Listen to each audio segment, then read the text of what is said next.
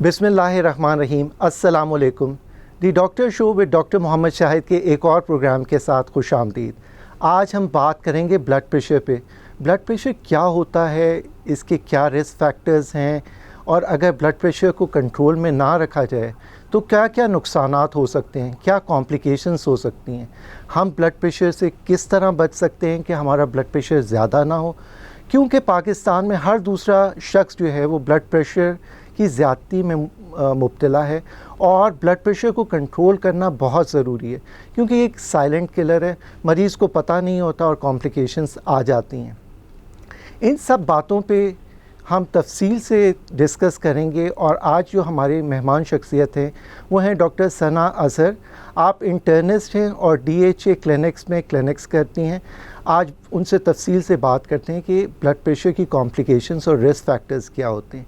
अस्सलाम वालेकुम। वालेकुम सलाम, क्या हाल है आपके? अल्हम्दुलिल्लाह। डॉक्टर सना, जैसे इंट्रो में मैंने बताया कि ब्लड प्रेशर पाकिस्तानी लोगों में बहुत बढ़ रहा है, तो इसकी क्या वजूहात है और ब्लड प्रेशर होता क्या है? तो ब्लड प्रेशर की दो कॉजेज़ होती हैं, एक प्राइमरी हाइपरटेंशन होती है, एक सेकेंडरी हाइपरटेंशन होती है। प्राइमरी जो हाइपरटेंशन होती है वो एनवायरमेंटल और जेनेटिक फैक्टर से होता है।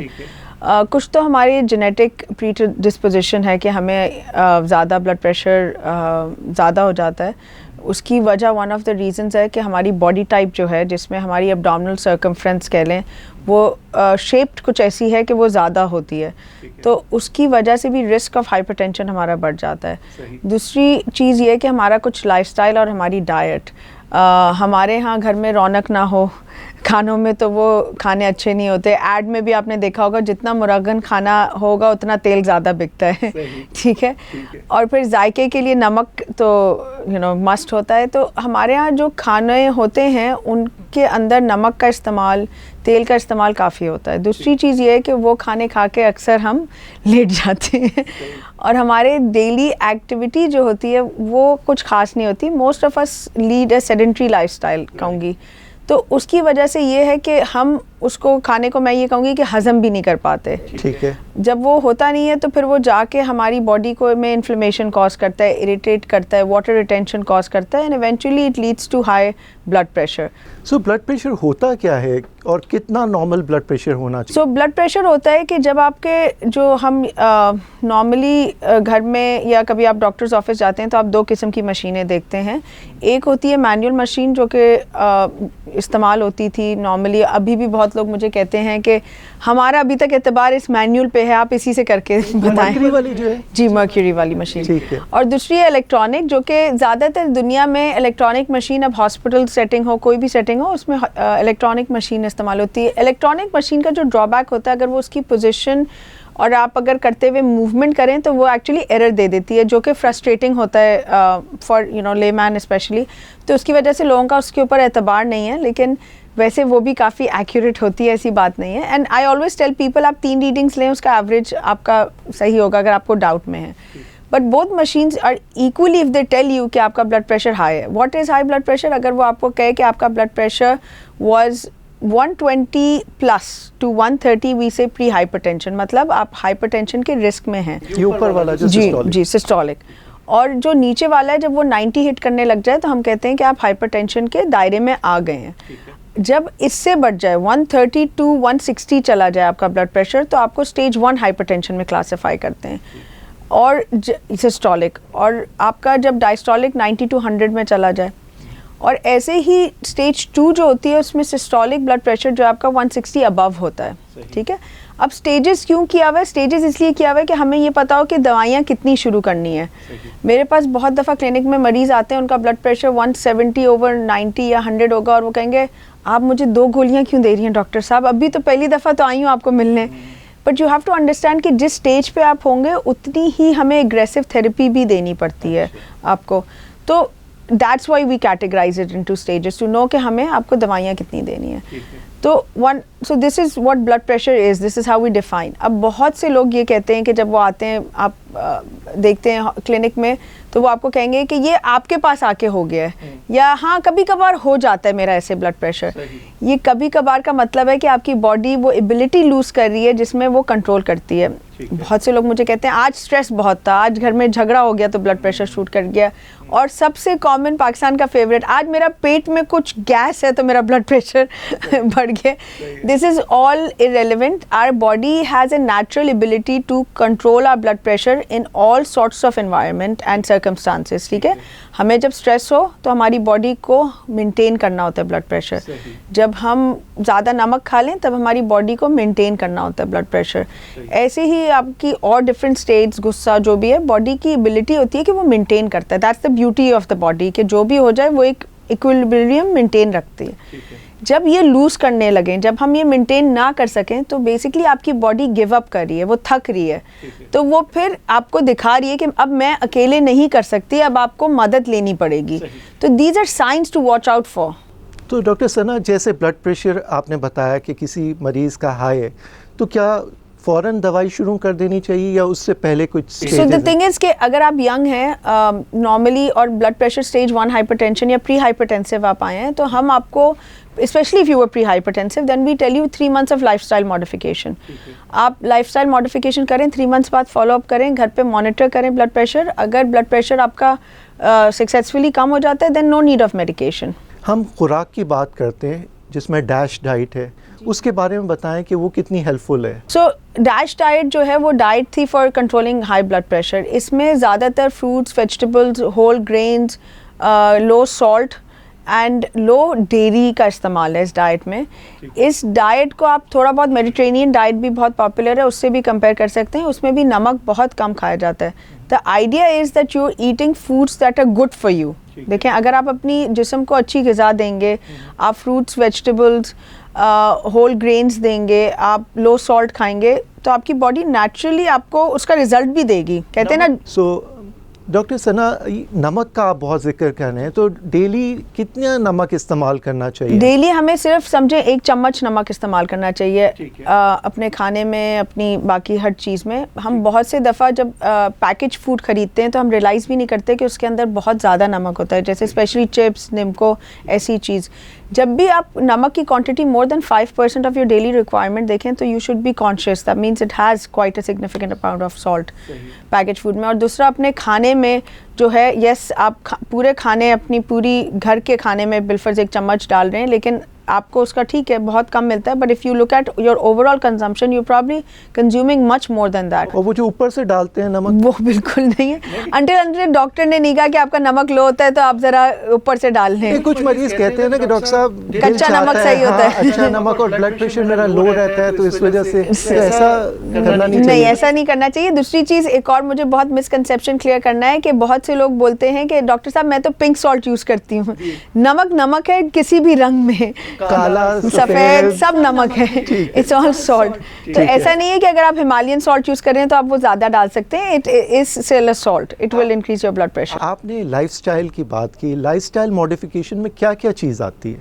लाइफस्टाइल मॉडिफिकेशन में एक्टिविटी लेवल आपका बहुत ज़रूरी है। हमारी ब्लड वेसल्स, स्पेशली जिनकी जेनेटिक प्रीडिस्पोजिशन होती है, उनको at a very young age exercise करनी शुरू कर देनी चाहिए। एक्सरसाइज का मतलब है कार्डियो करना शुरू कर देना चाहिए। At least at the minimum, if not 45 minutes, 30 minutes, 5 days a week. That will prevent you from getting early onset hypertension, genetically जो predisposed है। दूसरी चीज़ ये है कि अगर जो लोग genetically predisposed नहीं भी हैं, लेकिन मैंने आपको कहा कि आदमियों की स्पेशली जो नेक सर्कमफ्रेंस होती है, मतलब कॉलर साइज़ 16.5 अगर किसी का कॉलर साइज़ हो रहा है, मैं उनको गारंटी से बोल सकती हूँ कि वो ब्लड प्रेशर के दायरे में आ चुके हैं या आने वाले हैं। It's that specific. And the same is with the waist circumference के 42 waist circumference and plus always leads to hypertension, मतलब it's just a ticking time bomb। Genetic की बात की, हमें तो पता ही नहीं आता कि वालिदैन में, दादा दादी में, खाला किसी को ब्लड प्रेशर है, क्योंकि चेक ही नहीं कराते हम। मैंने जैसे कहा कि साइलेंट किलर है, तो इसके सिम्टम्स क्या होते हैं ब्लड प्रेशर के? तो बहुत से लोगों को सर में दर्द की कंप्लेन करेंगे, या कई दफ़ा कुछ लोग ये भी कहेंगे कि हमें थोड़ी अजीब भारीपन सा रहता है सर में।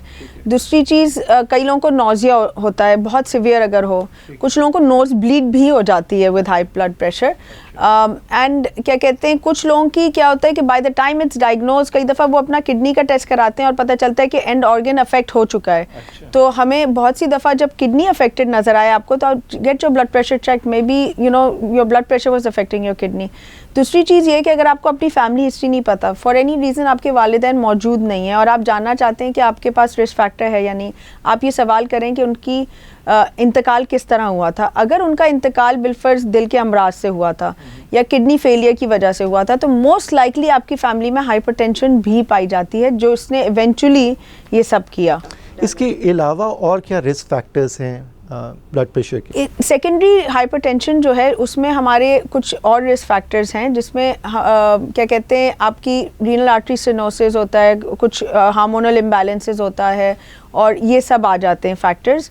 जहाँ तक प्राइमरी रिस्क फैक्टर्स का ताल्लुक है, उसमें आपका ये है कि अगर आप डायबिटिक हैं, हाई यूरिक एसिड है, तो these things kind of go hand in hand, you know they say misery likes company ना, तो ऐसी ही बीमारियों को भी कंपनी पसंद है। तो अगर आप डायबिटिक हो गए या आपकी फैमिली में डायबिटीज़ है, तो you know a lot of diabetics will become hypertensive at some point। ऐसे ही हाइपरयूरिसीमिया है, अगर आपको है, यूरिक एसिड हाई है, गाउट होता है, या यूरिक एसिड परसिस्टेंटली हाई आता है, तो हमने ये देखा है कि उसके साथ अक्सर, because it irritates your vessels right, तो आपको ब्लड प्रेशर अक्सर हो जाता है, इवेंचुअली होने वाला होता है। कोलेस्ट्रॉल का भी यही सिचुएशन है कि वो तो मैंने पहले ही कहा ना, रौनक तो जो कोलेस्ट्रॉल है, अगर हाई कोलेस्ट्रॉल है, that will also block your arteries, lead to stiffening of the arteries and eventually lead to blood pressure. Smoking के बारे में क्या ख्याल है आपका? स्मोकिंग जो है वो क्या कहते हैं, हमारे शुक्र है कुछ अवेयरनेस है, जिसमें मैं एक चीज़ मेंशन करना चाहूँगी कि बहुत से लोग आजकल स्मोकिंग से वेप पे आ गए हैं। वेप also does damage, it's not harmless। So when it comes to smoking, I would like to include all these things, all the munch क्या कहते हैं, you know ये सब निकोटीन के जो products हैं, इसमें ये सब ब्लड प्रेशर कॉज करती हैं, और इसको हम कहते हैं मॉडिफाइबल रिस्क फैक्टर्स। जो आपकी स्मोकिंग है, जो आपके एक्सरसाइज है, जो आपका खाना पीना है, fast food is another thing, process food में नेचुरली नमक ज़्यादा होता है, नमक ही से खाने की लाइफ बढ़ाई जाती है। पहले भी लोग सॉल्ट करके मीट रखते थे जब फ्रिज नहीं होते थे, तो keep that in mind, anything that has a long shelf life will have a lot of salt in it, ठीक है। तो ये सब चीज़ें, process food, cigarettes, lack of exercise, आपका हाई फैट डाइट, ये सब जो है चीज़ें आपको ब्लड प्रेशर की तरफ लेकर जाती हैं। कुछ लोग कहते हैं हमें बहुत स्ट्रेस है डॉक्टर साहब, बैंकर्स हो गए, ऐसे जो काम करते हैं लंबे आवर्स। मैं इसका बड़ा अच्छा जवाब, मतलब I think this is a good, I feel like stress is part of being a Pakistani। I don't think anybody I meet says कि उनको stress नहीं है। आजकल तो सबसे इंटरेस्टिंग चीज़ है कि आप जितना भी यंग बच्चा, मेरा 8 साल का बच्चा भी कहता है कि आजकल मुझे काम का बहुत स्ट्रेस है, अपने होमवर्क का। तो I think that's baseline हो गई है stress, right. So we have to learn how to manage stress. I think इस दौर में to learn how to cope with stress and manage stress is most important. Yes, stress is a modifiable risk factor for heart disease, for hypertension, for stroke, for everything, but हमारी ज़िंदगी का हिस्सा है, तो हमने इसको मैनेज करना है। मैनेज करने के लिए देखें, ये exactly exercise will make you release natural hormones that will help you fight stress, ठीक है। आप स्ट्रेस को फाइट करने के लिए, कम्युनिटी का कॉन्सेप्ट इसीलिए था पहले, जो जॉइंट फैमिली कह लें या फैमिली सपोर्ट होती थी, वो इसीलिए हेल्प करती थी कि वो स्ट्रेस को दूर करती थी। हंसना जो है वो स्ट्रेस के लिए अच्छा होता है। तो आप अपनी लाइफ में ऐसी चीज़ें करें जो आपको एंटीडोट देगा स्ट्रेस को। स्ट्रेस को तो हम नहीं निकाल सकते। जो लोग स्ट्रेस दें उनसे दूर रहें। उनसे कोशिश करें दूर रहें, या उनको स्ट्रेस ना देने का तरीके समझाएं। क्योंकि आप अपने बॉस से दूर नहीं रह सकते। You have to deal with your coworkers and stuff. But I think stress management की बहुत, योगा है, एक्सरसाइजेज हैं, स्विमिंग अगर आप एबिलिटी है तो आप कर सकते हैं, फिर मेडिटेशन है। देखिए, एंड आई फील लाइक मतलब आप किसी भी रिलीजन में चले जाएं, उसमें कोई ना कोई फॉर्म ऑफ मेडिटेशन है, and that has shown to really calm your mind, your hormones and stuff. Another thing that's a big risk factor for hypertension, which I haven't mentioned, is good sleep. अगर आप अच्छा सोएंगे नहीं तब भी आपको blood pressure हो जाएगा। और अच्छा सोने के लिए एक अमराज होता है जिसमें लोग अच्छा सो नहीं पाते, उसको कहते हैं स्लीप एपनिया।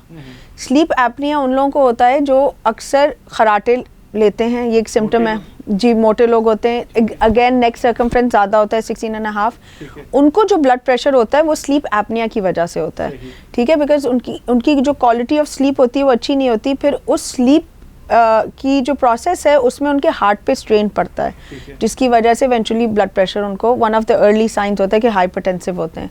तो क्वालिटी ऑफ स्लीप भी बहुत मैटर करती है। सही। तो रात के टाइम सोना चाहिए या दिन के टाइम सोना चाहिए? क्योंकि कुछ लोग अगर अब आपकी as a doctor I think हम इस पे थोड़ा वो कर सकते हैं कि अगर आपकी रात की शिफ्ट है तो मैं नहीं बोलूँगी रात को सोएं, अपनी शिफ्ट पे मत सोइएगा। लेकिन क्या कहते हैं, yes, the sleep that you sleep from 8 o'clock और even 9 o'clock to 3 o'clock in the night is your peak sleep time. उस वक्त आपकी हार्मोनल रेगुलेशन, आपकी बॉडी की रेस्टिंग फेज, आपकी डीप स्लीप, सबकी रिदम बहुत सेट होती है। And that is you have to go into deep sleep, you have to complete all stages of sleep. कह लें आपको ख्वाब आने चाहिए, आपको मतलब बहुत सी दफ़ा याद नहीं होते लेकिन आते हैं, लेकिन मेरे कहने का मतलब है कि आप उस हर स्टेज ऑफ स्लीप से जाना ज़रूरी है। ये रात 9 बजे से सुबह 3 बजे तक की बात है, ये टाइम है। अच्छा, ठीक है।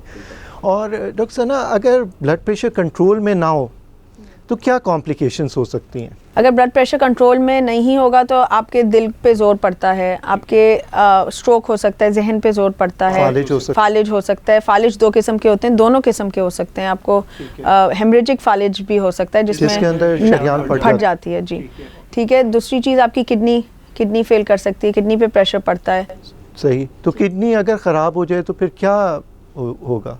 किडनी अगर ख़राब हो जाएगी तो आपकी लाइफ अफेक्ट हो जाती है पूरी, क्योंकि आपको पता है कि एक दफ़ा किडनी फेलियर में चली जाए, आप डायलिसिस पे चले जाएं तो फिर तो आपकी ज़िंदगी डायलिसिस से डिफ़ाइन होने लग जाती है। हफ्ते में 3 दफ़ा आपने जाना है, आपने डायलिसिस कराने, तो उस पॉइंट पे ना लाने के लिए ब्लड प्रेशर कंट्रोल बहुत बहुत ज़रूरी है।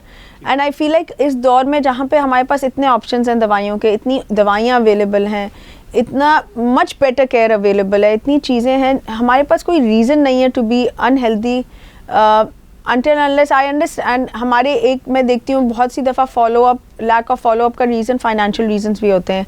बहुत से लोग फॉलो अप नहीं कर पाते या बहुत से लोग कर नहीं पाते, but I feel with the new age, with awareness, just like we are doing right now, there is no reason to say you didn't know or you couldn't do। there are ways to get help, there are ways to आप help कर मतलब आप दवाई हासिल कर सकते हैं, आप अपना फॉलो अप कर सकते हैं, आप अपना ब्लड प्रेशर मैनेज कर सकते हैं। सो दवाइयाँ आजकल जैसे आपने बताया बहुत अच्छी दवाइयाँ हैं, तो क्या ये सारी उम्र की दवाई है या बस जब ब्लड प्रेशर कंट्रोल में आ गया तो छोड़ दें दवाई? जी, ये बहुत कॉमन, आपने बहुत अच्छा सवाल किया है, क्योंकि ये बहुत कॉमनली मेरे से पूछा जाता है, डॉक्टर साहब ब्लड प्रेशर की दवाई कितने दिन लेनी है?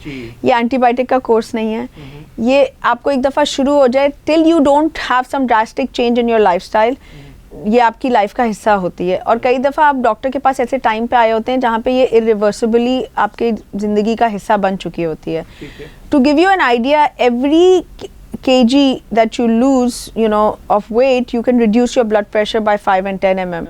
यानी वजन कम करने से ब्लड प्रेशर भी कम हो जाता है। तो अगर आप चाह रहे हैं कि आप दवाइयों से उतरें तो फिर आपको ड्रास्टिक वेट लॉस करना पड़ता है। उसके लिए खाना कम, जी, ग़िज़ा का इस्तेमाल, अच्छी ग़िज़ा खाएं और कम ग़िज़ा खाएं, उसमें सब्ज़ी फल ज़्यादा खाएं ताकि पेट भरे, और ऐसी चीज़ें जो कि ब्लड प्रेशर बढ़ाती हैं, तेल, नमक, यू नो, बीफ, उसमें कोलेस्ट्रॉल ज़्यादा होता है, वो सबसे आप परहेज़ करें तो आपका definitely, I have seen people become non diabetic, non hypertensive by just change of lifestyle. तो बचा क्या खाने के लिए?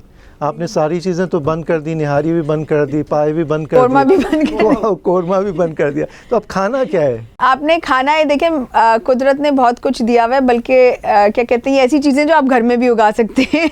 तो आप लौकी खाएं, करेला खाएं, आप सब्जियां खाएं, आलू जो है वो अच्छी सब्ज़ी, ऐसी बात नहीं है, आलू के अपने फ़वाइद हैं। आलू को फ्राई करके अगर ना खाएं, बेक करके खाएं तो डेफिनेटली वो भी खा सकते हैं, उसमें आयरन बहुत होता है। और ट्यूबरस वेजिटेबल है तो उसमें मिनरल्स बहुत होते हैं, तो उसके हैं फ़वाइद, ऐसी बात नहीं है। उसमें कैलोरीज काफ़ी होती हैं, तो उसको आप बैलेंस करें अगर आपने आलू खाना है।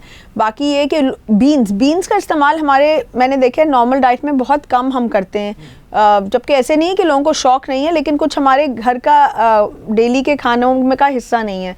आप बीन्स की अच्छी बात ये होती है कि आप उनको उबाल के सलाद की तरह भी खा सकते हैं, फिर अगर आप सालन में खाना चाहें फॉर्म में तो उसमें भी खा सकते हैं। उसमें बहुत ताकत है, उसमें प्रोटीन भी मिलती है, आपको कार्ब्स भी मिलते हैं। इट्स अ कंप्लीट मील, आप रोटी के बगैर भी खा सकते हैं वो। फिर आपकी ये है कि अगर हम होल ग्रेन्स, होल व्हीट खाएं, हम ब्राउन चावल खाएं जिसमें फ़ाइबर ज़्यादा है, तो आपके नेट कार्ब्स भी कम होते हैं और आपका कोलेस्ट्रॉल भी कम होता है, क्योंकि फ़ाइबर इंक्रीज़ करने से आपकी बॉडी जो है वो चिकनाई को खारिज भी करती है ज़्यादा। तो आप अपनी डाइट में डेफिनेटली कभी कभी निहारी खाएं, ज़रूर खाएं, खुदा की नेमत है, मैं बिल्कुल ये नहीं कहूँगी कि नहीं खाएं, लेकिन इसको 10 डेज़ में एक दफ़ा खा लें, कोई मुर्गन खाना ऐसा, इसका कम इस्तेमाल करें। डेली लाइफ में कोशिश करें। अच्छा, दूसरी चीज़, मछली, ओमेगा 3 रिच खाने खाएं ताकि आपका गुड कोलेस्ट्रॉल हाई आए। बहुत से लोगों का जब गुड कोलेस्ट्रॉल इतना हाई होता है, और इवन दो बैड कोलेस्ट्रॉल उनका भी हाई होता है, लेकिन जब मैं रेशियो कैलकुलेट करती हूँ तो they are not eligible for a medicine because they are taking care of it themselves, तो दवाई की ज़रूरत क्या। तो अगर आप अपना HDL हाई करें, मैंने ये अपनी प्रैक्टिस में हमेशा देखा है, अगर आपका HDL 50-60 अबव होगा, बेशक आपका कोलेस्ट्रॉल 120 ही हो क्यों ना हो, 130 क्यों ना हो, you will not have heart disease because your good cholesterol is cleaning up all that bad thing stuff. तो आप बिल्कुल अच्छी चीज़ें खाएं। 50% आबादी ख़वातीन पर मुश्तमिल है पाकिस्तान की, और ब्लड प्रेशर उनमें भी है। तो मुझे बताएं कि उनके लिए आपका क्या मैसेज है, कौन सी दवाइयाँ उनको नहीं लेनी चाहिए, और हमल के दौरान वो तो मैं आपसे बात करूँगा, सो उनके लिए आप क्या पैगाम दे रहे हैं? देखिए, हमारी ख़वातीन अक्सर ये मिसकंसेप्शन होता है कि घर के काम करना is enough activity, that is not considered cardio. तो वो अक्सर मुझे आके कहती हैं कि मैं तो सारा दिन मसरूफ़ होती हूँ, डॉक्टर साहब आप उसके ऊपर कह रही हैं कि और वर्जिश भी करो, मैं तो थक चुकी होती हूँ, ये वो। सो a lot of times they don't realize that, you know, even though they are exerting themselves, they're still not really exercising. तो पहले तो मैं ये बोलूँगी कि वो कुछ टाइम अपने लिए दिन का निकालें जिसमें वो एक्सरसाइज करें, जिसमें वो वर्जिश करें, ठीक है। उससे एक तो उनकी सेहत अच्छी रहेगी। दूसरी चीज़ ये है कि खाने पीने का जहाँ तक लिहाज होता है, बहुत सी ख़वातीन अपने खाने पीने पे इतना तवज्जो नहीं देती। जैसे हमारे घरों में अक्सर ये होता है कि थक के अच्छा चलो जो भी है खा लिया, जल्दी से खा लिया, या बच्चों के साथ बिजी हैं तो बच्चों का अक्सर, छोटे बच्चों का तो लेफ़्ट ओवर ही माएँ खा लेती हैं, ठीक है। तो क्या कहते हैं, ये नहीं करें, आप अपनी खुराक पे ध्यान दें, आप कोशिश करें। आई थिंक मर्दों से ज़्यादा आसान होता है औरतों के लिए वैसे सैलड खाना। I generally seen women more receptive to it. तो आप अपने लिए बिल्कुल सैलड बनाएं, थोड़े से अपने लिए टाइम निकालें, वो करें, तो आप अपनी सेहत का ख्याल रखें। कुदरत ने हमें प्रोटेक्टिव इफेक्ट दिया है हमारे हार्मोन एस्ट्रोजन का, जिसकी वजह से लकीली ये प्रोटेक्ट करता है। एक तो हमारा HDL हायर होता है आदमियों से बिफोर हमारा मेनोपॉज, और हम ये प्रिवेंट करता है हमें हार्ट अटैक होने से at a young age. That's why आप किसी यंग आदमी का हार्ट अटैक फिर भी सुन लेंगे, लेकिन ऐसा नहीं है, यंग औरतों का दिल नहीं टूटता या टेंशन नहीं होती, लेकिन हमें कुदरत ने प्रोटेक्टिव थोड़ा सा निज़ाम दिया है। तो मैं उनको ये कहूँगी कि उसको इन्हांस करें, उसके ऊपर बिल्ड करें, ओमेगा 3 लें, क्या कहते हैं, मछली का इस्तेमाल करें, फिर अपनी क्या कहते हैं डाइट पे फोकस रखें, और बाकी ये है कि क्या कहते हैं कोशिश करें दिल को कम चीज़ें लगाएं। सही परेशान ना रहें। ज़्यादातर औरतें परेशान रहती हैं। सही। तो और डिप्रेशन जो है वो unfortunately has become a very common thing. It's not just in east part of the world. Western world में भी आपको बहुत ज़्यादा डिप्रेशन मिलने लग गया है। उसकी कुछ वजूहात ये हैं कि हमारे कुछ जो लाइफस्टाइल है, कुछ जो सेंस ऑफ वैलिडेशन है, वो इतनी एक्सटर्नल हो गई है कि हम में खुशी बाहर से ज़्यादा हम ढूंढने लग गए हैं बेनिस्बत अपने अंदर से। जिसकी वजह से जब हमें वो मिलती नहीं है तो हम डिप्रेस हो जाते हैं। दूसरी, ये सोशल मीडिया ने थोड़ी लाइफ्स की कंपैरिजन और एक्सपोजर ने, जहाँ एक्सपोजर ने हमारे जहन शायद खोले हैं, वहाँ पे कुछ हमें एहसास कमतरियों का एहसास भी ज़्यादा दिलाया है। तो I would actually advise people to try and indulge in things that are more productive or more fruitful for their brain health. Mental health जो है ना, उसको हम importance नहीं देते और उसको हम उसकी नशनुमा के बारे में नहीं सोचते कि ऐसी क्या चीज़ है जो हमें फ़ायदेमंद होगी। अक्सर हम सोशल मीडिया पे इतना टाइम गुजारते हैं जिससे हमें ग्रेटिफिकेशन तो मिल जाती है। इट्स एक्चुअली शोन कि हमारे डोपामीन लेवल्स शूट करते हैं हम जब इंस्टा पे स्टोरी कोई देखते हैं जिससे हमें मज़ा आता है या हम हंसते हैं। वो 2 मिनट की स्किट हमें थोड़ा सा हाई देती है, फिर हम वापस नीचे आ जाते हैं, फिर हम अपनी वो रियल लाइफ से भी एक्सपेक्ट करते हैं कि हर वक्त हैपनिंग होगा कुछ। स्पेशली आजकल की young generation, they want something happening. I am bored is a very common term. तो it's very important to do activities that actually जैसे हम शुगर लेवल्स को करना चाहते हैं ना मेंटेन, हम कहते हैं एक स्टेडी स्टेट में रहना चाहिए, ऐसे ही हमारी हैप्पी हार्मोन्स का भी बहुत ज़्यादा highs and lows are not good for us. तो I would say that indulge in activities that make you happy, truly happy, not for 5 minutes, and focus on yourself, on what's important to you. अभी कल ही मैंने कहावत सुनी कि life actually बहुत simple है, complicate हमने किया हुआ है उसको। तो अगर आप टाइम के साथ ज़्यादा हो रहा है। जी ज़्यादा हो रहा है, क्योंकि आप बचपन में इतनी कॉम्प्लिकेटेड नहीं थी लाइफ, अब ज़्यादा हो गई है। और बचपन में आई थिंक एक मोहल्ले की वो कुल्फ़ी वाले से जो खुशी मिलती थी, वो आजकल के बच्चे वो उसको शायद अंडरस्टैंड भी नहीं कर पाते। तो हमारी सिंपलर खुशियाँ थी, and I think that's where we need to return to. And अगर हम ये कॉन्शियसली प्रैक्टिस करें तो we can also help our depression. The other thing I would like to, since it's not related, but I think it affects your, like you said, stress affects your blood pressure. We need to also get help when we need it, just like we do for blood pressure. If we feel कि we're getting depressed, medicine के साथ साथ आपको help भी चाहिए होती है। Help किससे लें? Therapist, psychologist। क्या दोस्तों से ले सकते हैं? अच्छे दोस्त हों तब।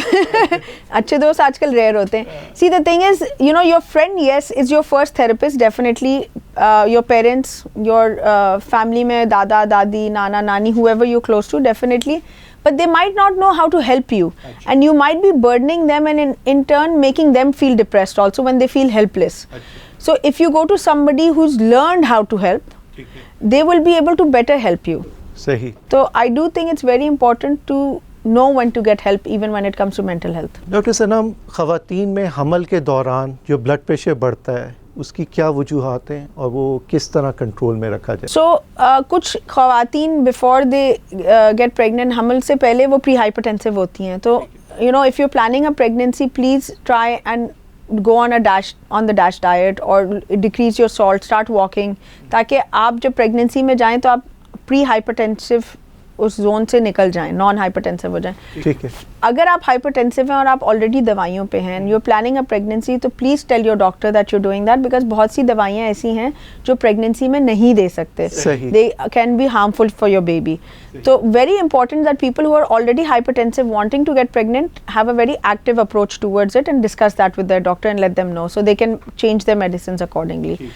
दूसरी चीज़ ये है कि कुछ ख़वातीन जो कि अनफॉर्चुनेटली हम उसको प्री क्लेम्पसिया कहते हैं, कि जो प्रेगनेंसी में जाके हाइपरटेंसिव भी हो जाती हैं और उनकी हाइपरटेंशन की वजह से उनका लिवर भी अफेक्ट हो जाता है फिर, और और कॉम्प्लिकेशंस होने लगती हैं।